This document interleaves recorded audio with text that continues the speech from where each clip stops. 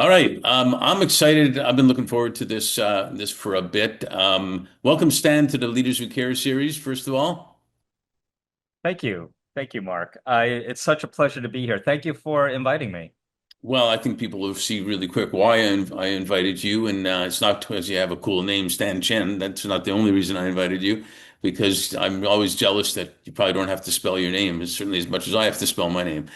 So, but no, you're doing some great stuff, and I wanted to chat with you about, where that came from and what you're doing and stuff. So, best place to start, as always, is if you can tell us who Stan is, like where you're from originally, where you are now, anything you want to tell about your family or siblings, maybe something you've never told anybody that you want to reveal to the world now. That's always kind of fun. You don't have to, but that's always kind of fun. And then we'll get into the business thing, because guys especially, the first thing they usually tell me is their title and what they do, and that's not who they are, type of thing. Part of, but not who. So who are you? Share. Oh my God. And there I was getting ready to give you my name and my title, Mark. Why why did you lead with that? I'm not as dumb as I look, Stan. Who am I? Wow. I am um I would say basically I am a person who is focused around impact and change and making a difference. Okay, so where are At you the from core. originally? So I was actually born in Queens, New York, Hmm. as a first generation immigrant family. My parents came from Taiwan.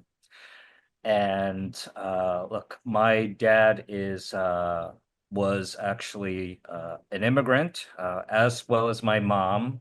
He grew up very, very poor in Taiwan, and it's fascinating just hearing the stories about how he grew up, and it it, uh, it actually just the amount of respect I have for my father, who to this day, he passed away 12 years ago at this point. But to this day, probably one of the smartest men I have ever met in my life.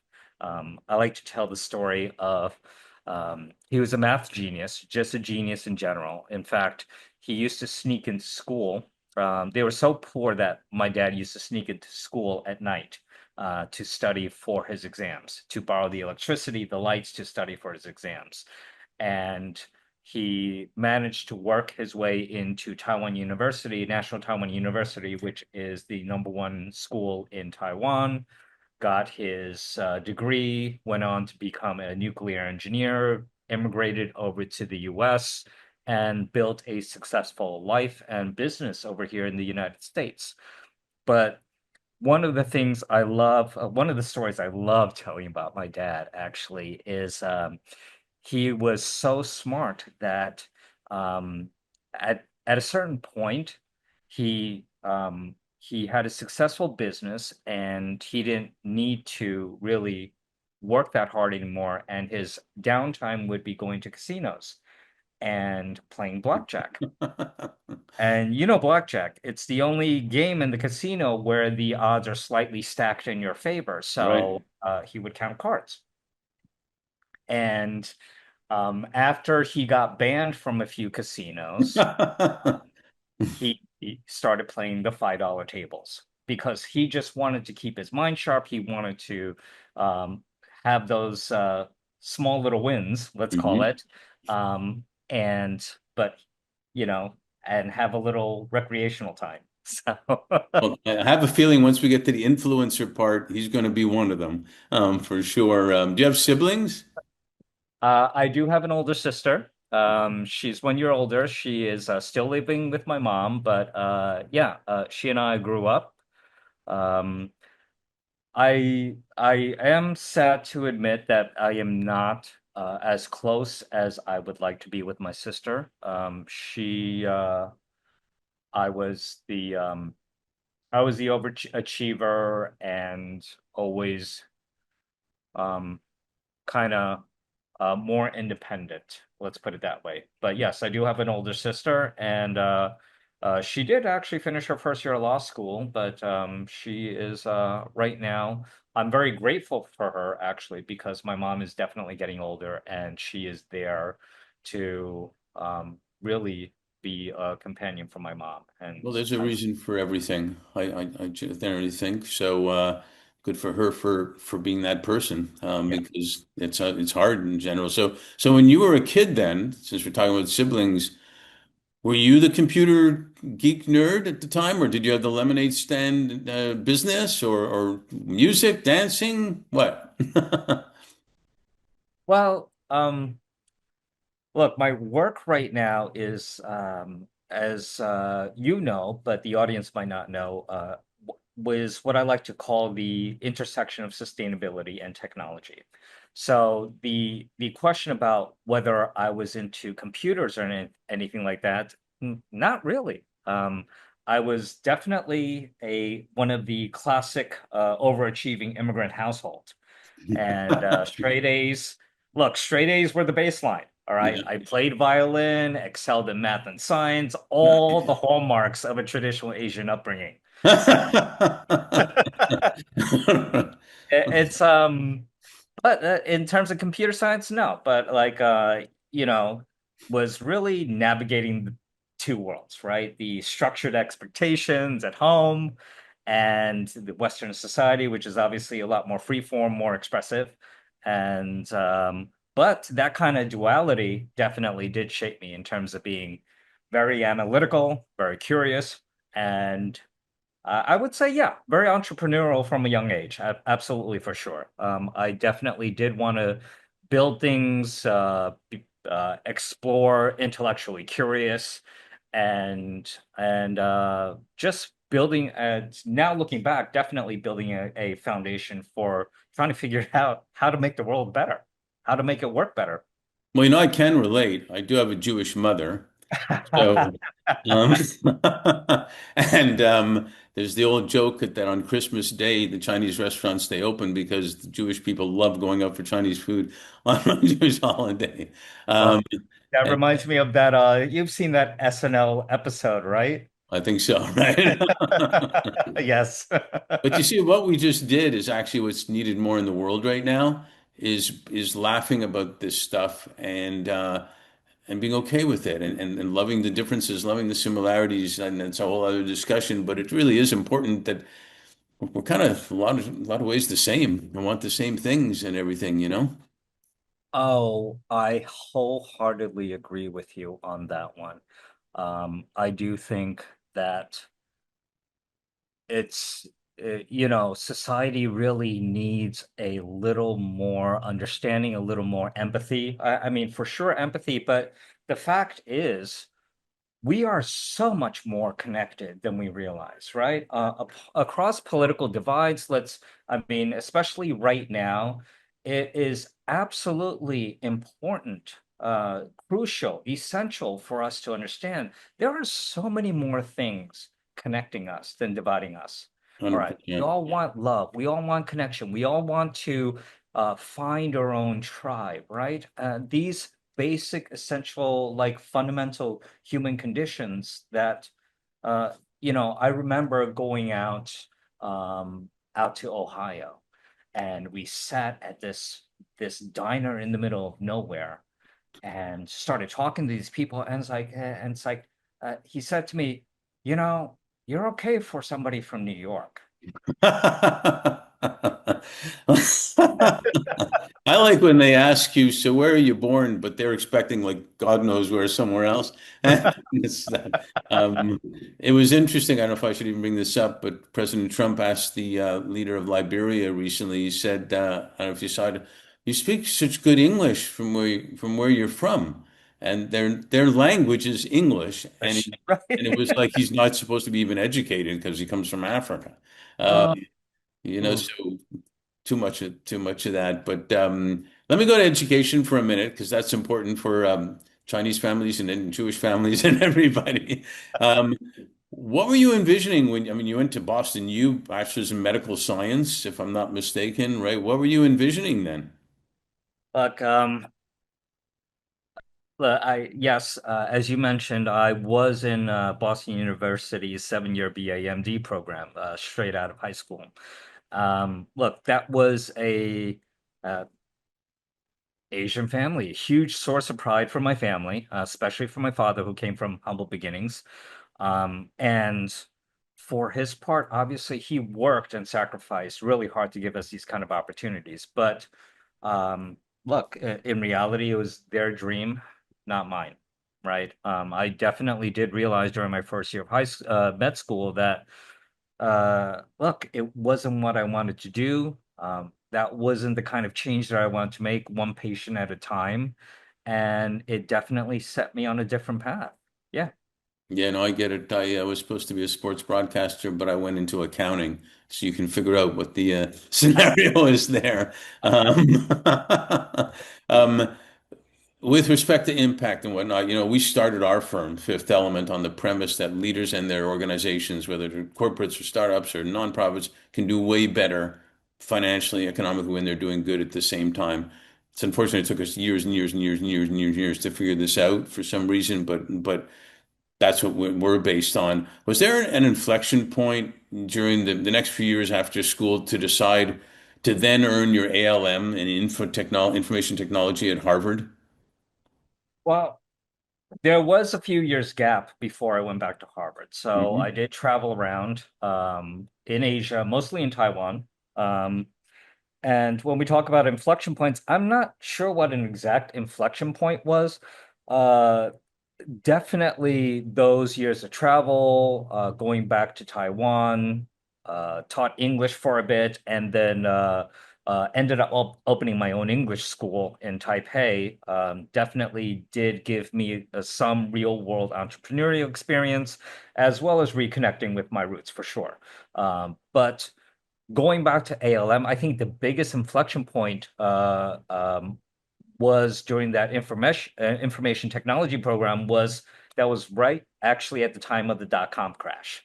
So it was very interesting. I saw the promise of technology, but there was let's call it a the void of purpose in that hype, Hmm. right?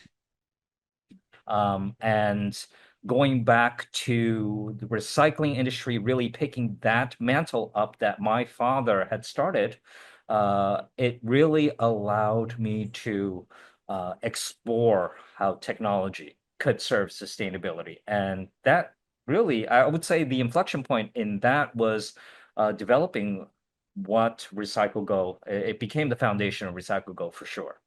Yeah, and I want to get to that, to dig into that in a bit too. Was there any other were there specific initiatives or accomplishments like the school that really stood out for you, not necessarily business wise, but just your thoughts, your dreams, your goals, your life, basically. School accomplishments? Well, no, you said you started a school, for example. Accomplishments during that period that really stood out. Again, you could call it an inflection point or whatnot, but that really stood out that made you think deeper, made you decide to then go into the recycling that you can recall. No, I would say my period in Taiwan, it was great for me to pursue uh, just going back to earn some money, understand my Taiwanese culture, teaching some English, and growing that, building upon that, uh, and having just this ambition to accomplish something more. Um, it's it's hard to say how that has like evolved.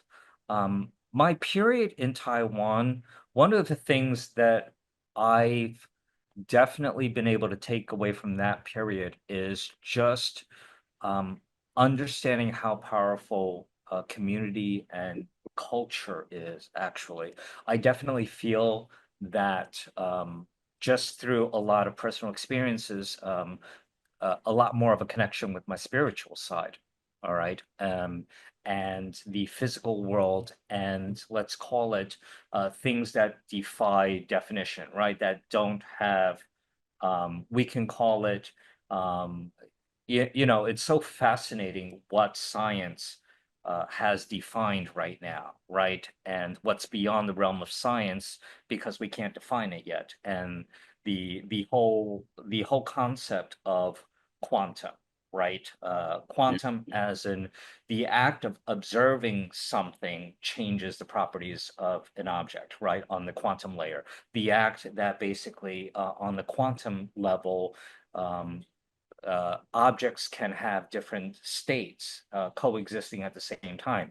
The whole concept of Schrodinger's like cat, right? Being alive and dead at the same time, and those are validated through quantum stuff like that. It's fascinating to me, and I think of that as an extension of spirituality, and it's given me a greater purpose, actually.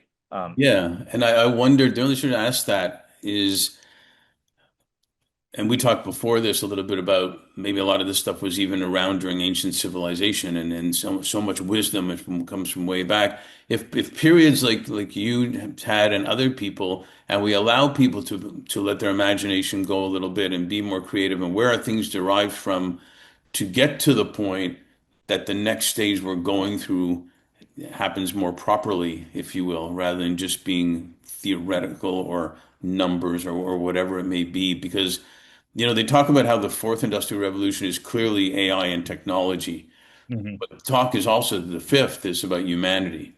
And how do you put them together? Like we've had some chatting on that too. And we in the work we do, even, we're focused on talent, but we're focusing on talent using tech and making impact to complete the whole circle. So that's why I asked you about sometimes there's not necessarily a maturity that happens or an opening of our minds that happen when we do things like that before we do what you're doing right now. And it sounds like that happened a little bit, to you too. At one point, did you find yourself committed to recycling and more specifically the supply chain world? Because in my world, we talk about supply chain being the heart and soul of every company, really. So at what point did that happen? Um, So it's very interesting. So recycling, a little background on recycling and my involvement is it was from my father, right? And my father moonlighted as a driver for Taiwanese scrap buyers on the weekends. Well, your And dad was something else. He trespassed into schools. He moonlighted. Was it? my dad was a nuclear engineer. My dad worked at a nuclear engineering. He designed and built nuclear power plants. Extremely like just brilliant, off the charts brilliant. He's like And hidden. He's like Hidden Figures. Did you ever see that movie? yes. But it's just, look, I mean, it's, obviously, like just somebody who I just admire, I absolutely admire. Just he built his scrap metal, like this scrap metal business, and that's my connection to the recycling industry. So this kind of legacy. So my commitment to recycling and supply chains, obviously, it comes from this this not only this desire to honor this legacy that it gave me, right, this business, but also to transform it. And ultimately, I saw recycling is, in essence, let's call it a reverse logistics supply chain, right? We're taking materials that are a waste, and we have to figure out the best economic model to collect it from the environment, build and scale it, and collect it and turn it back into valuable commodities that can be input materials for manufacturing, a circular, essentially manufacturing process, right? And that's where I said, you know what? Let's figure out how we can leverage technology to do that. And that's where the initial company, RecycleGo, came into being. We really dove into how we can use blockchain to provide that verifiable traceability for recyclables, for the emissions across supply chains. And trying to give the brands and the suppliers this kind of data transparency that they need to meet both their compliance and climate goals, right? And now with the new company Sinansys, it's actually the evolution of that using quantum computing to predict and mitigate disruptions. Now that we understood supply chains and all the data points using blockchain, now we're starting to use quantum computing to mitigate and predict disruptions from extreme weather, geopolitical shocks, and systemic risks, which are happening more often, these kind of like black swan events, because of the world we now live in, they're happening more often. Um, let's we right now, if we look at this, today is July 11th of 2025. Last week we had the flash flooding events that happened in Texas, Guadalajara, Mhm. and this kind of loss of life, these kinds of climate shocks are what we can bring to the system using a lot of the data and the tech and the knowledge around supply chains.